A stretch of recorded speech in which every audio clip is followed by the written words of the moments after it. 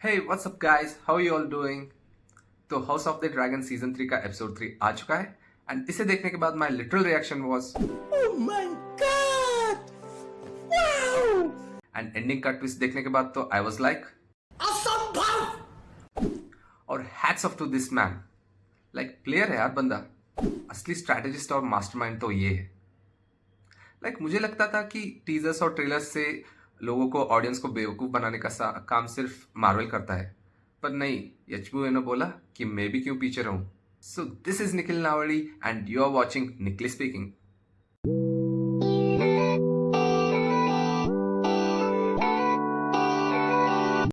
तो आगे बढ़ने से पहले स्पॉइलर अलर्ट, अगर आपने अभी तक सीजन 3 एपिसोड 3 नहीं देखा है तो go and watch it right now. तो एपिसोड की शुरुआत होती है डेमन और ऑमंड के एनकाउंटर के साथ, जो लास्ट वीडियो में भी मैंने बताया था। डेमन अपने साथ उल्फ और ह्यू हैमर को लाया है अपने ड्रैगन्स के साथ टू फोर्स ऑमंड टू सरेंडर, और उसी के साथ वो डेरॉन को भी रेनेरा को सौंपने के लिए बोल देता है, जो कि रियल डेरॉन नहीं है, जो एपिसोड के एंड में रिवील होता है। और उसके बाद रेनेरा डेमन से बात करती है कि कैसे जल्दी उसके क्राउन सेरेमनी की प्रिपरेशंस की जाए, टूर्नीज अरेंज की जाए, ताकि सारे 7 किंगडम्स को पता चले कि she is the one who sits the iron throne now. And then Corlys के ऑरवेल से पूछताछ से पता चलता है कि कैसे टाइलन लैनिस्टर की मदद से किंगडम का सारा ट्रेजर डिवाइड करके किंग्स लैंडिंग से कहीं दूर भेजा गया है फॉर कीपिंग इट सेफ। और करेंट सिचुएशन के साथ वो लोग सिर्फ 1 या 2 हफ्ते ही सस्टेन कर सकते हैं किंग्स लैंडिंग में, जहाँ पे रेनेरा अपने ग्रैंड क्राउन सेरेमनी प्रोसेशन के बारे में सोच रही थी। उसको पता चलता है कि उसके पास सस्टेन करने के लिए इनफ रिसोर्सेस ही नहीं है। और फिर रेनेरा मिलती है एलिसेंट और हेलेना से, जहाँ एलिसेंट पहले से ही गुस्सा है उसके फादर के डेथ को लेकर, और उनके बीच एक हीटेड आर्गुमेंट होता है जिसमें रेनेरा एलिसेंट से पूछती है मिसिंग गोल्ड के बारे में, एमन के बारे में और एगॉन 2 के बारे में। और रेनेरा उससे बोलती है कि जब तक एमन नहीं मिल जाता तब तक एलिसेंट और हेलेना उधर ही रहेंगी। फिर रेनेरा मिलती है हाई सेप्टन से उसके कोरोनेशन सेरेमनी के बारे में बात करने के लिए, ताकि हाई सेप्टन उससे सबके सामने legally queen of the 7 kingdoms announce करे। पर हाई सेप्टन उसके बात को रिजेक्ट करते हैं क्योंकि एगॉन द सेकेंड लापता है और अभी तक मरा नहीं है, और ना ही उसकी बॉडी मिली है। और फिर हम देखते हैं कॉलिस रेनेरा को बताता है एलन और एडम उसके बास्टर्ड्स हैं, और उससे रिक्वेस्ट करती है कि उन दोनों को लेजिटिमाइज करे ताकि वो एलन को अपना एयर डिक्लेयर कर सके। एंड देन रेनेरा फेस करती है brutal truth and heat of the sitting on the iron throne. उसको पता चलता है कि ये इतना केओटिक और स्ट्रेसफुल होता है to listen to everyone, their needs, their problems. उसने थ्रोन तो कैप्चर कर लिया है, पर किंगडम रूल करने के लिए क्या क्या करना पड़ता है उससे अब जाके वाकिफ हो रही है, जिसके बारे में वो बाद में एलिसेंट से बात करती है to seek her help in understanding it. क्योंकि जब विसेरिस बीमार था तो as queen of the 7 kingdoms Alicent ने ही आयरन थ्रोन को संभाला था। और इसी में रेनेरा को पता चलता है कि कैसे वॉर के टाइम में हाई लॉर्ड्स ने कॉमन फोक से सब कुछ छीन के उनको भूखा मरने के लिए छोड़ दिया था। और फिर हमें देखने को मिलता है कि डेमन नाइट बनाता है Ulf the White, Hugh the Hammer और एडम ऑफ हल को। फिर रेनेरा इनवाइट करती है सारे नोबल लॉर्ड्स को डिनर के लिए, जहां वो सबको चूहा सर्व करती है। You heard it right guys, जहां वो सबको चूहा सर्व करती है, ताकि अपनी नाराजगी जता सके कि कैसे उन्होंने, हाई लॉर्ड्स ने, वॉर टाइम में कॉमन फोक्स से उनकी डेली नीड्स की चीजें ले ली।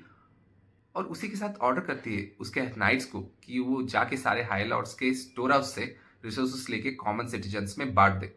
और फिर हम देखते हैं कि डेमन रेनर से बात करता है, जहां डेमन रेनर से बोलता है कि जब अब उसके पास 6 ड्रैगन्स है तो उसे सिर्फ वेस्ट्रोस ही नहीं पर एसोस, फ्री सिटीज, डॉन और दूसरे एरियाज को भी कॉन्कर करना चाहिए, और इसे बोलता है glorious dream of old Valeria. पर रेनेरा इससे मना कर देती है। फिर हम देखते हैं कि कॉलिस नाराज है रेनेरा से क्योंकि उसने कॉलिस के बास्टर्ड्स एलन और एडम को लेजिटिमाइज नहीं किया, और रेनेरा कॉलिस के इस बात को डिनाई करती है, उसके इस रिक्वेस्ट को डिनाई करती है। And this eventually turns out into an heated argument between both, जहां कॉलिस रेनेरा के बेटे जेसेरेस, लुसेरेस और जॉफ्री को बास्टर्ड कह के एड्रेस करता है। And this spill beans for the future, जहां कॉलिस रेनेरा को बिट्रे करता है आगे जाके। सच बोलूं तो ये सीन देखने के बाद मुझे सीधे सीजन 1 और एपिसोड 8 का वो सीन याद आ गया था, जब वेमन वेलारियन, वही कॉलिस वेलारियन का भाई, उसने थ्रोन रूम में सबके सामने रेनेरा के बेटे को बास्टर्स बोला था। और फिर आता है ultimate twist of the episode, जहां रेनेरा एलिसेंट को ले जाती है उसके बेटे डेरॉन से मिलने, जहां पे रिवील होता है कि वो उसका बेटा है ही नहीं। और हमने ये हमारे पुराने प्रीव्यू वाले वीडियो में भी बताया था कि ये प्रिंस डेरॉन है, पर अब जाके पता चला कि कैसे हम सबको बेवकूफ़ बनाया गया था। एचबीओ ने कैसे हमारा बेवकूफ़ बनाया। और ये सब प्लान था ऑमन हाइटावर का, ताकि वो डेमन और रेनेरा को बेवकूफ़ बना सके और असली डेरॉन को सेफ रख सके। और सरेंडर करना सिर्फ उसका एक नाटक था। जहाँ हमें पता चलता है कि ऑमन हाइटावर ने एक लड़के को अपॉइंट किया था ताकि वो डेरॉन की जगह ले सके। उसने उसके बाल वाइट कर दिए थे ताकि किसी को शक ना हो सके।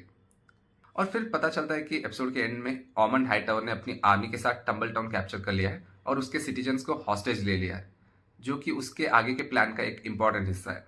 और इसी के साथ एपिसोड का एंड हो जाता है।